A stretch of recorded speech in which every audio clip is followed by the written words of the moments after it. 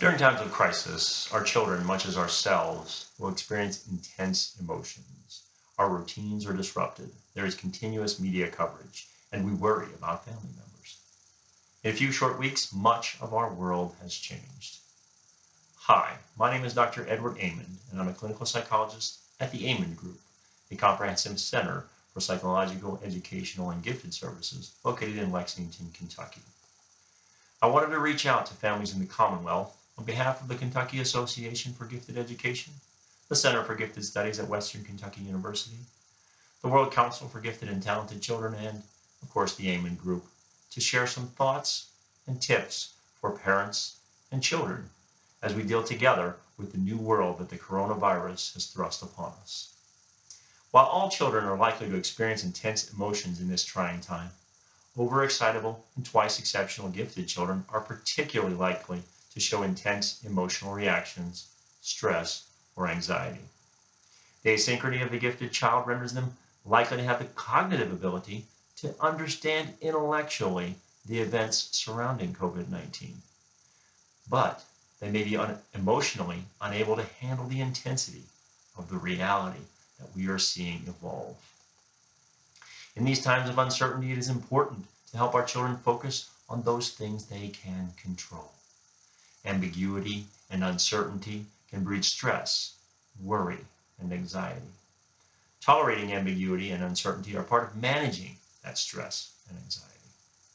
By focusing our children on what they can do, we help them cope with stressors. My hope today is to share some ideas for doing just that. This unprecedented pandemic is affecting us all in new and unexpected ways, and we as parents must work to provide reassurance because our children take their cues from us. In our homes and our communities, we focus on keeping families safe by social distancing, but we also try to maintain a sense of normalcy in our daily lives. All the while, our children watch carefully how we behave and how we react to help guide their own reactions. What we do and how we talk about COVID-19 will affect their response, either increasing or decreasing their stress levels.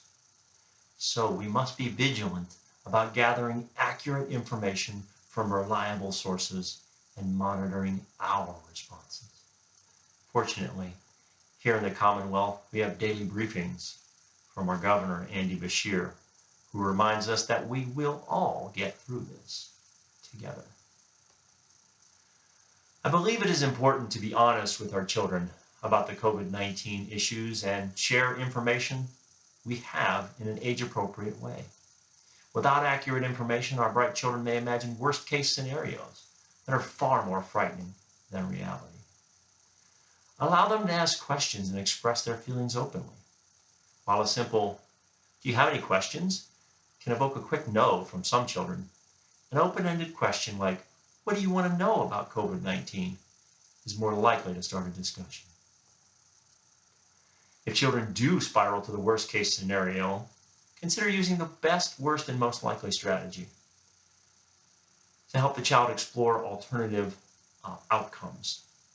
Help the child see the best case scenario in as grand detail as the worst case.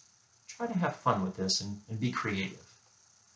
Then, taking into account the best and worst outcomes, help the child explore the wide range of more likely outcomes. Hopefully, this will help a child at least entertain other possible outcomes, besides those that are the worst and those they may be fixating upon. During this time, expect that your children may need more love and affection. Give it freely. Help them keep a positive attitude and do things that bring them joy. Encourage kindness, patience, and support. Remind them that they're safe and that you are doing all you can to keep it that way. If you can, limit the access they have to some of the most upsetting news. Perhaps you can model taking this situation as an example or an opportunity to explore what you can learn about yourself and your needs. Explore out loud how you might use that information to restart and redefine what is important in your life. for times when we emerge from under this cloud of the pandemic. Recognize the reality of the ever-changing situation we are experiencing, and know that everyone's stress level is increased. Tensions will be high. Quicker reactions, more intense reactions, and even some inappropriate reactions will occur. This might happen quite regularly for the family full of intense, gifted people. Stress patience and acceptance of these reactions. Understand that support, not chastising, is what that person needs. Monitor your own stress level and help your children recognize the impact of their stress. In the moment, they may be unaware that their reactions are related to the crisis, when they really feel justified for their reactions because they didn't get as much dessert as their sibling did. In those situations, reflect and validate their feelings. Be supportive and do not judge. Don't minimize, empathize with their lack of control.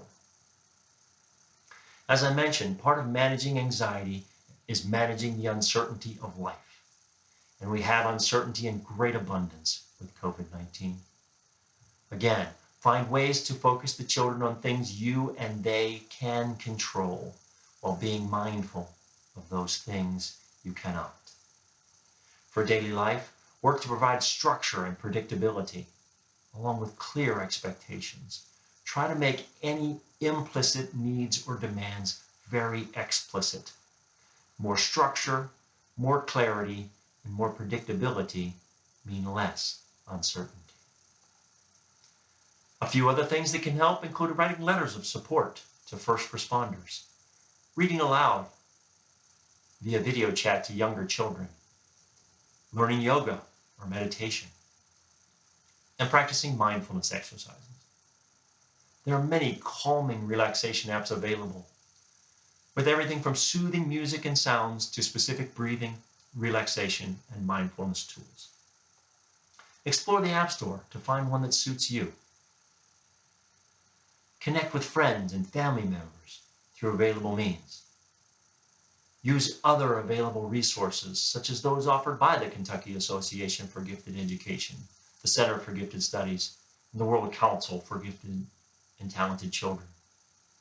The National Association for Gifted Children has created a parent tip sheet focusing on some of these same messages provided here, as well as others. Finally, and most importantly, remember, give yourself a break. Take a deep, slow breath.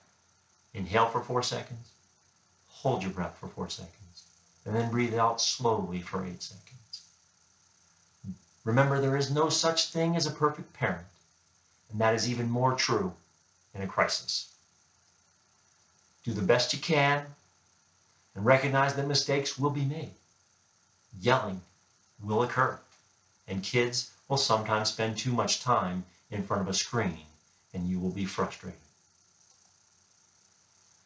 You may feel guilty, perhaps feeling like you are denying your child opportunities in the name of safety, or perhaps for thinking that maybe you have not done enough. But if you're genuine in your words and your actions, your kids will still love you every bit as much as you love them. And eventually, we will all find some equilibrium, and things will return to some sense of normal. Thank you for listening. Take care and be safe.